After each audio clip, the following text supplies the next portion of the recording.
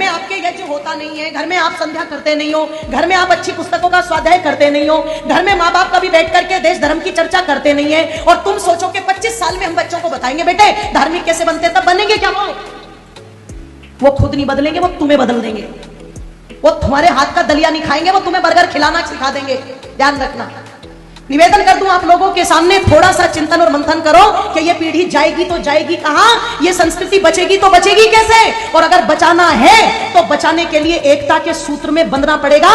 परिवारों के अंदर यज्ञों की परंपरा डालो, संध्या की परंपरा डालो, अपने घरों पर ओम के ध्वज लगाओ, अपने बच्चों को ये संस्कार दो, अपने भाइयों के पास अपने उठ बैठ को ज्यादा बढ़ाओ। ये मोबाइलों की दुनिया से बाहर निकलो, ये मोबाइल कल्याण नहीं करेंगे आपका, ये आपको डिप्रेशन में ला करके खड़ा कर देंगे।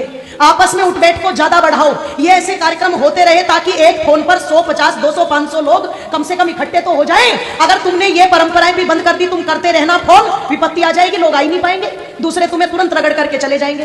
तो ये चीजें अपनी मजबूत बना करके रखो। और एक बात और, गांव के अंदर जो भी है, चाहे वो किसी भी बिरादरी का है, इस बिरादरीवाद के जहर को समाप्त करके आपस में भाईचारे के भाव को स्थापित करो। सबके बीच में जाना शुरू करो, सबको अपने यहां पर बुलाना शुरू करो।